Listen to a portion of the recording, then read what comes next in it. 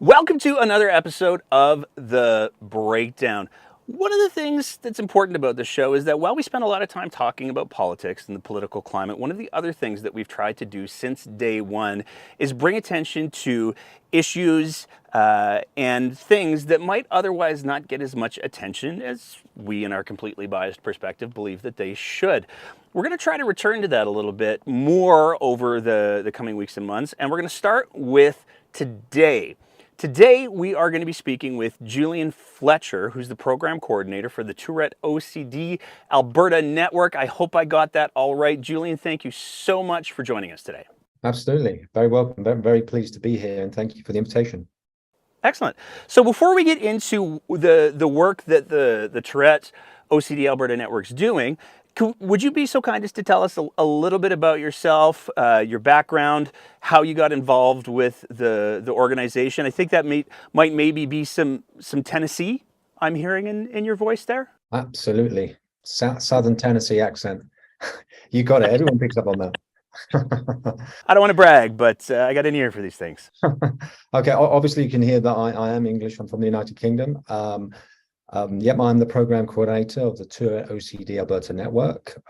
My background is education. I've been a teacher or involved in education for most of the last 30 years.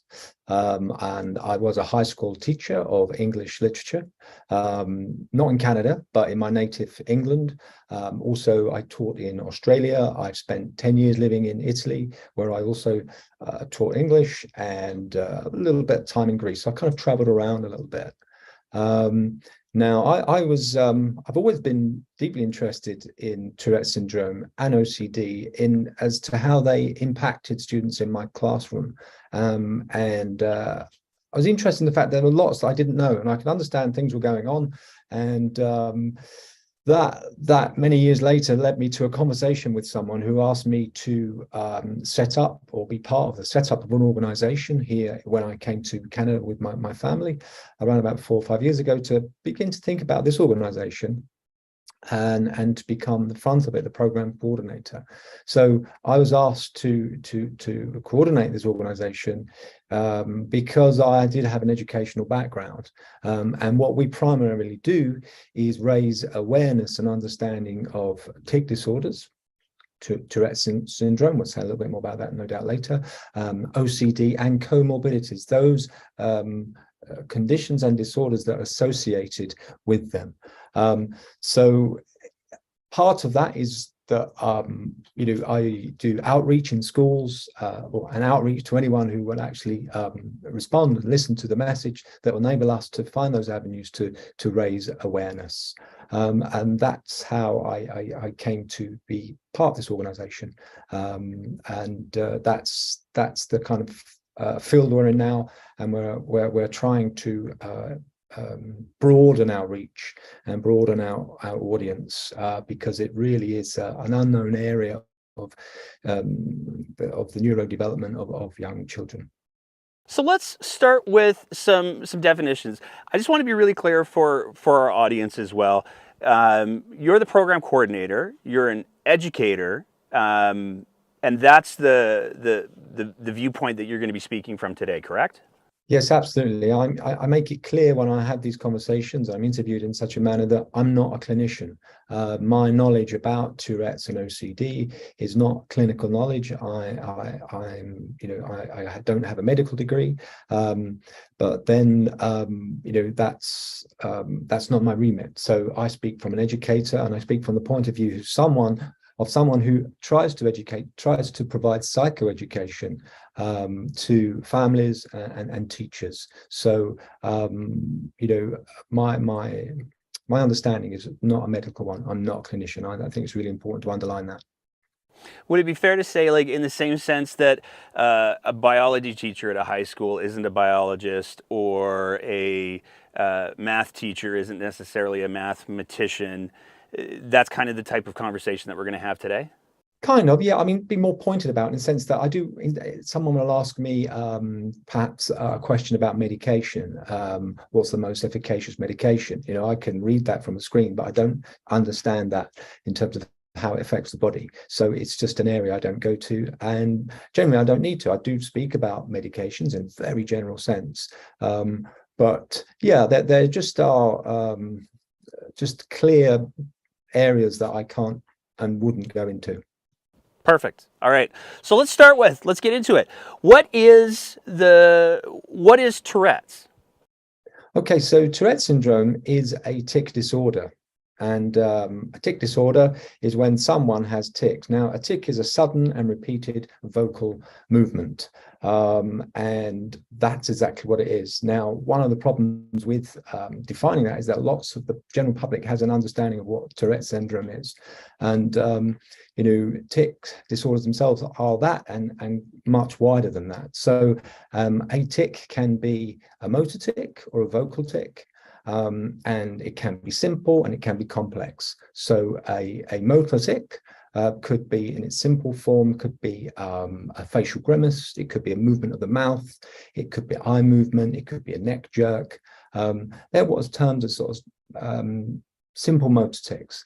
And then as tics advance, they can become quite complex and they can affect more than just one muscle group. So that we might get complex arm movements, complex body movements, and they look much more purposeful.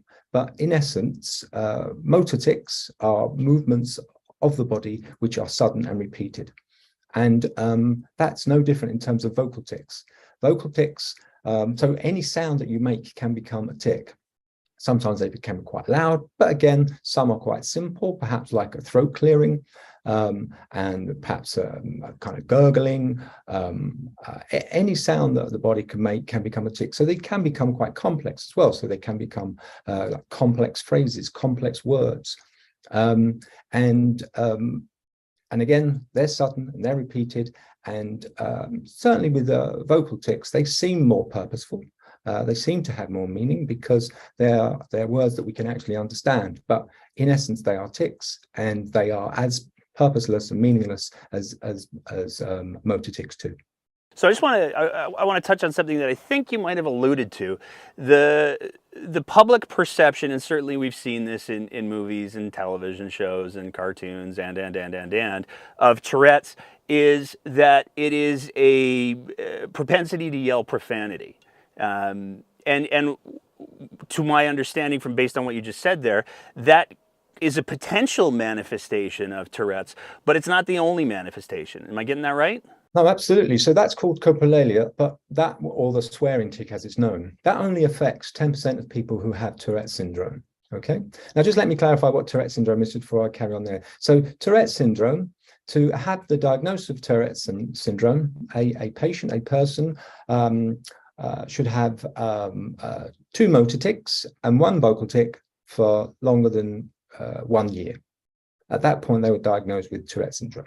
Okay, so it's very rare that one of those vocal tics is actually coprolalia, or the swearing tic. As I said, it affects less than 10%, and it's as low as 7% in children. But that is the public perception, that people shout and scream and blurt out obscenities. It does happen, but it's actually quite rare. Do you think that public perception of that being the presentation of Tourette's is harmful?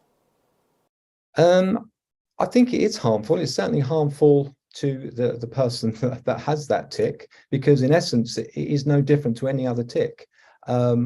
Therefore, people's response to it is perhaps alarmist. And that's why our organization exists. Our organization exists to ultimately convey the idea that tics should be ignored, no matter what tic they are. And it is difficult to ignore an obscenity. A profanity, depending on the context as well. In most contexts, it can be insulting. But part of my job is to raise awareness that we have to ignore it, that it's meaningless. And once we understand that, it is possible to lessen the impact of that kind of language. in any given situation. But again, it's about education, it's about understanding, and that goes right across the board, whether it be in the classroom, or in outside, or wherever people with tics. You know, many people are going about living their lives, but it can certainly be a hindrance, of course. Okay. I just want to also sort of touch on another piece there before we go on to talk about the OCD piece. How much control, like, is it a spectrum, how much control people have over these tics, from like, if they really, really try hard, they might be able to mask them to some degree? Or is there like to all the way to there's no control whatsoever? Does it vary from person to person? It can vary, of course. Yeah, it does vary from person to person. And it's also much more difficult for children. And they can be taught to manage, when I say they, I mean people who are affected by Tourette syndrome can be taught to manage their tics with cognitive behavioral therapy. But it's quite difficult, obviously, when you're a young child, because, I mean, in that sense, management requires a kind of cognizance of what we call the premonitory urge. Before someone tics, they generally get a sensation in their body. It might be a tension, it might be an itch, it just might be a discomfort, and that's involuntary. They know that they're going to tic, but the actual response to that is voluntary. That's why the tic. That's why tics are often called semi-voluntary. So part of that control in cognitive behavioral therapy is about understanding being aware of when they have that tension in the body, and then resisting that. It's called habit reversal therapy. And over time, that time between feeling that urge and actually doing the tic can be prolonged. So that's a kind of management strategy. But in certain situations like the schoolroom, it's quite common for young people, students, to suppress their tics. Suppression is possible, but it takes a gargantuan effort. So if you're a child in a classroom, you're concentrating what your teacher is disseminating and teaching, and you're just concerned about your tic, and you are managing to suppress it. You know, the upshot is a child who's uneasy, who's distracted. So it's not an easy task at all, and it means that child then goes home and goes out of the classroom and will often have a heightened or increased tic severity because of that suppression. So it is possible, but it can be difficult depending on the scenario. It kind of sounds like what you're saying is like saying to a kid who's trying to manage or navigate, I'm not sure what the right terminology is here, a tic disorder like Tourette's, saying to them, just stop it, might be equatable to saying to them, I'd like you to push this car down the street. With enough effort, they can probably do it, but it's going to take up all of their focus and energy. Is that a fair metaphor? Absolutely, it's an interesting metaphor, but yeah, that is what I would say. That's the nub of the gist. When I go, one of the things I do is that I go into schools and I do outreach. I do an in-service presentation. I was doing it earlier this week, and implicit and explicit in what I'm presenting is we need to ignore tics. We need to tolerate them. So if you are again in a classroom, and I use that example a lot because obviously that's where young people, students, find themselves a lot of the time, and where issues arise. And if a teacher says benignly, "Can you stop that?"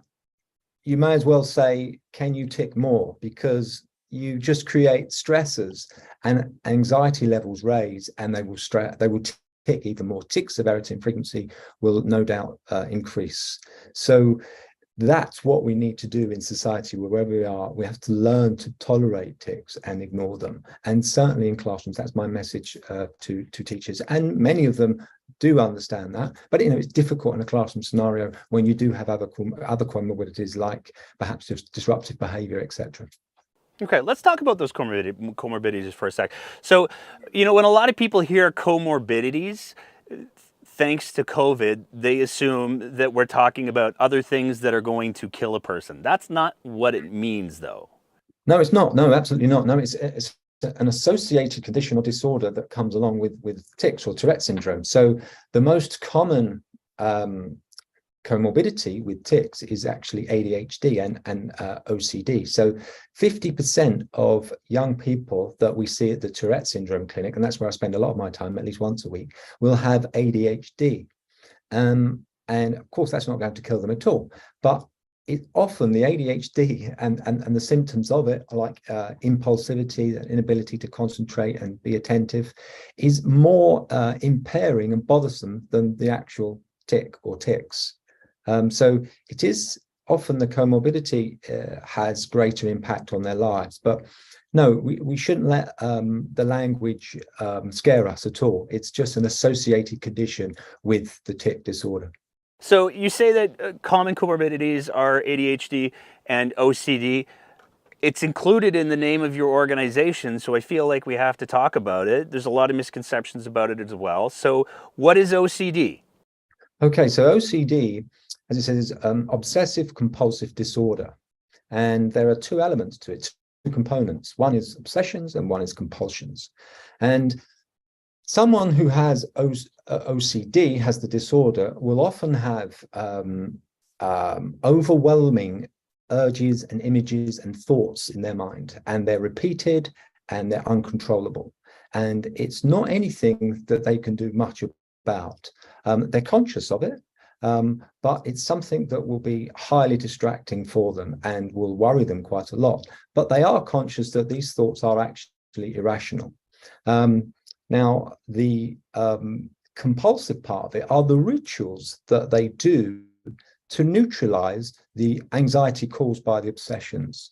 Okay, so I'll give you an example. Let me say that someone may have an obsession with perhaps their house is going to catch on fire, and if they and it's going to kill their parents or their mum. So what they might do, they might engage in a ritual, say perhaps flicking a light switch or putting their blocks in a certain order, so that they can counteract that thought, that outcome. So there's a clear relationship between the obsessions and the compulsions. And the compulsions, as I said, are rituals which neutralize the anxiety, the overwhelming thoughts that they're having. But it's like it only does it temporarily. So they have that neutralization, and then they have these thoughts again, and they go back to the thing that helped them overcome it, which was the compulsion, the ritual, and they can't come out of that easily. And again, the only way to do that, and I'm speaking very generally about OCD, just for the purposes of what we're doing today, the only way to come to terms with that in a realistic process is through something like, again, CBT and medications. Okay. So now I want to just be sort of clear as well. I'm sure that there's a specific set of diagnostic criteria for determining that somebody has OCD, much like you talked about with they have to have 2 physical tics, 1 verbal tic. There is, again, a public perception that OCD is I have to flick the light switch 5 times before I leave the house kind of thing. Does it exist on a spectrum in 2 parts? Does it exist on a spectrum as well? And what does the diagnostic criteria look like, if you're able to speak to that at all? Yeah, I mean, I'll speak about it in terms that I think are practical and we'll all understand, because to an extent, we all have obsessive compulsive symptoms. I do. I check my door every night before going to bed, and then I'll come back downstairs to get a drink of water and I'll check it again, and I'll check that the gas is off. And then when I come home from work, I'll wash my hands maybe twice. But it ends there. It dissipates. It goes away. I don't think about it again. Someone with who has those symptoms and more than that would do that repeatedly. So, for example, and I'm getting to answer your question, we will get young people in the clinic who will, during the COVID pandemic, we had to wash our hands repeatedly for 20 times, which was great. But young people would do this for hours on end, literally hours on end. And it's when OCD gets in the way that it becomes a medical problem that we need to seek. We need to seek advice from a doctor. So and I've heard OCD clinicians talk about getting in the way when it's truly bothersome. And sometimes they measure it by, I've heard say, when more than an hour a day is invested in a ritual. And I've met young people who would do their ritual for 4 hours, 3 hours. It's not unheard of, whatever that ritual is, whether it's ordering, symmetry, checking, again, relating it to the classroom. Some young people with OCD have an issue with certain numbers. They feel uncomfortable with them, say often 3 or 7, and they will need to walk in the classroom 3 times until they feel better. So yeah, it's just measuring how impactful and bothersome the symptoms are in someone's life before they become a disorder. That's why, and you hear a lot of it recently in public discourse, that people get upset of, oh, I'm a bit OCD. Which is, I think, it's been a bit pedantic, but I understand it because it's not a disorder. We all have those symptoms to an extent, but we go about our daily lives, they dissipate, we forget about it. In people with OCD, that is certainly not the case. A child in the classroom may be worrying about the order of their toys at home when they're not at home, and then thinking, God, some disaster will happen, something will befall my family if they're out of order. So that's clearly a disorder. Yeah, maybe people should just say I'm a bit OC, but then that would probably just lead to everybody referencing bad 90s shows. So maybe not. I guess the 2 other big areas that I wanted to touch on with you today are, we're talking about kids a lot. I presume, and I'm hoping that you can clarify this for me, this is something that tends to appear more in kids, teenagers, than manifesting suddenly in adults, both tic disorders, Tourette's, and OCD? I couldn't answer to that, how if it occurs more in adults. It does occur in adults because one thing I do, as I said once, I take part in the Tourette syndrome clinic as in my role as program coordinator, and I speak to parents on a weekly basis.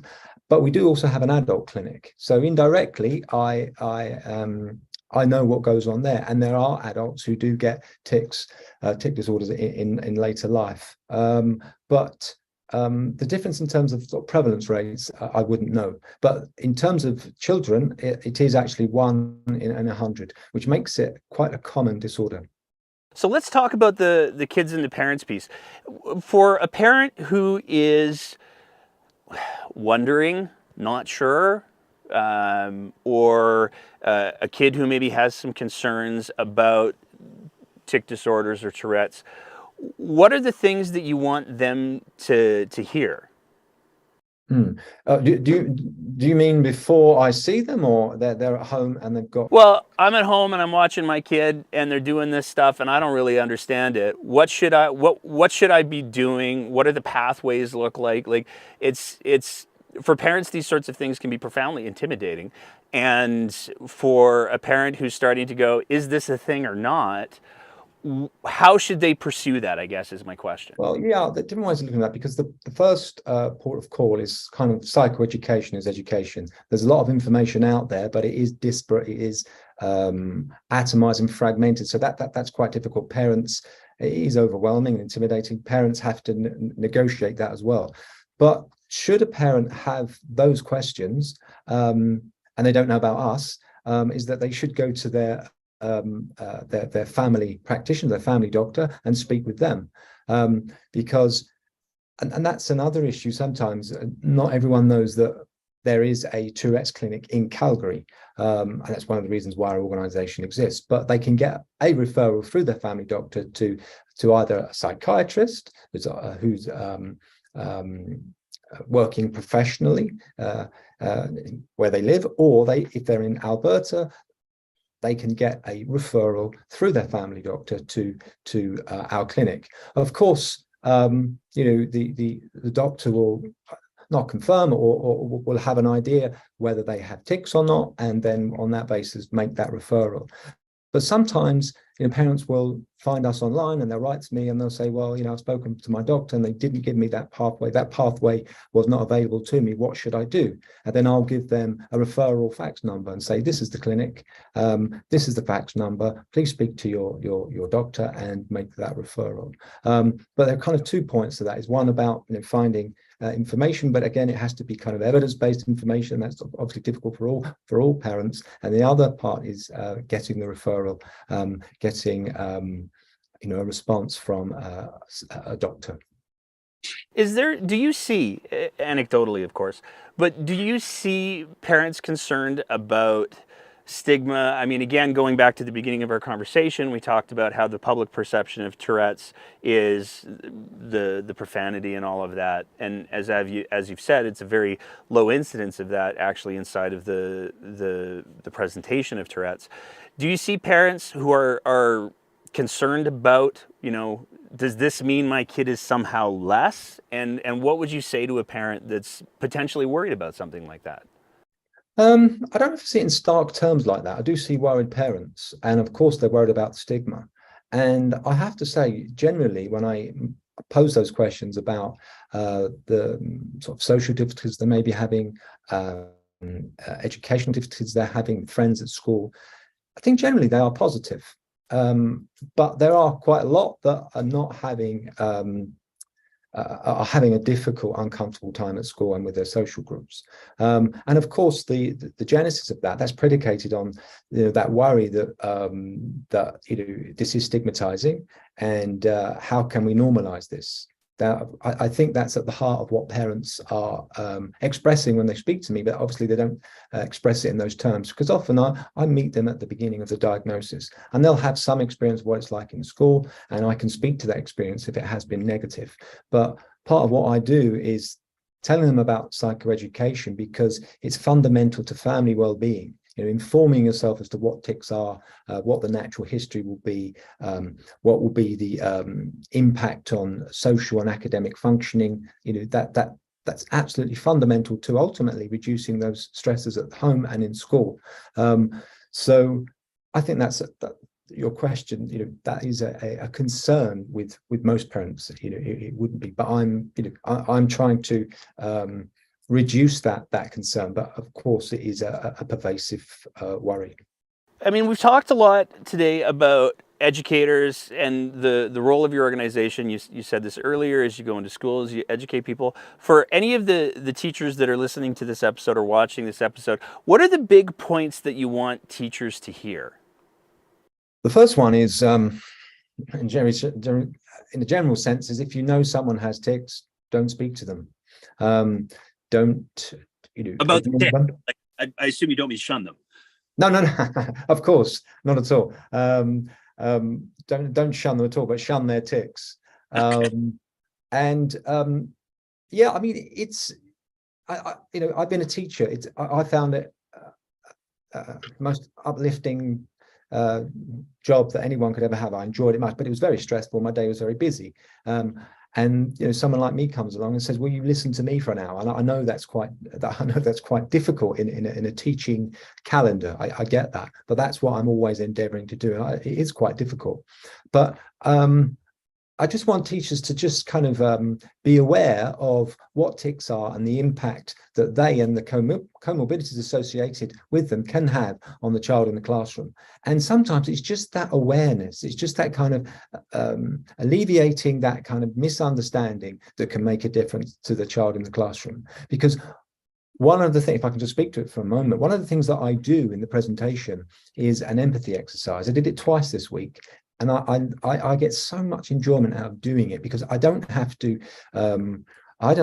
sort of disseminate information. We do an activity where I get my audience, and I do this with students as well, but this week I did it with teachers, and when I speak to them, I get them to copy down a poem, but I give them a tic symptom. I give them where as they're copying down the poem, when I clap, they have to raise their hand in the air, and then I give them an OCD symptom. They have a discomfort with the number 3, and they have to cross out every third word with 3 lines, then write it above. And then I give them ADHD. I buzz, and when I buzz, they have to look upwards. And we do that 3 separate occasions. They try to copy down the poem, and of course, it becomes quite difficult for them. But what is great about it, the upshot is I just asked them. I just set it open. I said, "Tell me what you feel. What happened? What was going through your mind?" And they get right to the heart of what it's like to be a struggling student. And certainly teachers, they'll instantly say, they'll say, "I felt frustrated, I felt angry," and they actually feel it. That's why it's an empathetic exercise. But they'll say, "I just don't know why I was doing this exercise, because I couldn't complete it. I couldn't finish it. I had no idea what the purpose of my doing this was. And I want teachers to feel what it's like to be a struggling child in the classroom. And I think just with that piece of information, I don't want to encumber them with lots of additional strategies, even though I do talk about them in a general sense, but it's that awareness piece that's important. Of course, the awareness of not speaking to the tics, but certainly speaking to the child. Awesome. If people want to know more, about Tourette's, if they want to know more about OCD, if they want to know more about the Tourette OCD Alberta network, where do they go? They come to me. They come to our website. Our organization is called the Tourette OCD Alberta Network. Put a .ca on the end of that. That's our vanity URL, and you will find us immediately. And there is a whole gamut of information on there that I have discussed and spoken about today. My contact details on there. You can reach out to me, and it's my job to try and help you in any way I can. As I said, I'm not a clinician, but I'm surrounded by clinicians, and I can help them. I can be the go-between to get that information if I need, and or I can find a resource, or I can just, as I often do, I'll just have a chat with a parent who's worried and say, look, I'm in this situation, my child is doing this, what does this mean? And I can just have a chat with them and just put them at their ease. And I like to respond as quickly as I can, because it's really important to get a quick response. That's where I'm kind of sitting here waiting for. When I first started this job, I just thought, I'd be kind of snowed under with doing school presentations. Of course, it's a little bit more difficult than that. I know you're talking about parents, but I also just want to say to teachers that are listening that if you feel that you could benefit from my coming to your school, please do reach out to me. And if it takes 2 or 3 months to arrange, or we have to put it into a PD day at the end of the year or the beginning of next year, we can wait and we can have an ongoing discussion, or I can do whatever works for you. Just out of curiosity, and I'm going to go on a bit of a tangent here. Have you ever had any conversations with the Alberta Teachers Association? I have actually. I had a meeting with the president about 3 or 4 weeks ago, Jason Schilling, I believe, and that was great. But it was just getting to him. It's always getting to the right person, which is difficult. And I've subsequently found that other people that work in the mental health field had these difficulties too, because I thought maybe it was me, maybe with my deep South American accent, I just don't understand what it's like in this part of the world. But it's not that. It's just to do with the vagaries of the system. So speaking to Jason enabled me to do or to present at the Edmonton Teachers PD Day, which was online on Monday, and I did 2 presentations to a total of 50 teachers, which was great. So I certainly have pursued that line of inquiry, and it was very successful. And I have others going, but they're just kind of slow burners. It just takes a little while. Is there a general email? So if there are any teachers, which I know there are, listening or watching to this, is there a general email that they can fire off to you so that they can get that process? My email, which is julian.fletcher@ucalgary.ca. We'll even put Julian that with an A. Sorry? We'll even put that on the screen. Please do, yes. So you can write to me directly, and that can be the starting point for whatever it needs to be in terms of how I can help you. Awesome. Open mic for you, sir. Anything else you want to say? Anything else you want people to hear before we wrap it up? Yeah, I suppose ultimately one thing I did miss out is what we're trying to do in terms of why we exist as an organization, is that we are, as an organization, trying to enable families and patients that are affected by Tourette syndrome and OCD to have treatment closer to home, closer to their communities. And we do a lot of continuing professional development for healthcare providers, and we're incredibly successful at that. And we've had over 500 mental health therapists actually sign up to our webinars. So that is ultimately our goal. There's a specialty clinic in Calgary, and Alberta is a huge province, but it has 4 million people. So there's a kind of service delivery gap, there's an unevenness. So that's part of what we're trying to do overall, is to ensure that people don't have to come to Calgary, that there are trained therapists close to their community that from whom they can get treatment. Yeah, that's I've probably said all of what I wanted to. Perfect. Well, I'm glad you were able to say everything that you wanted to. I want to thank you so much for taking the time to chat today. I really do appreciate it. And I hope that you're able to get back to Southern Tennessee sometime. I hear the fall there is delightful. And the whiskey. Don't forget the whiskey. There you go.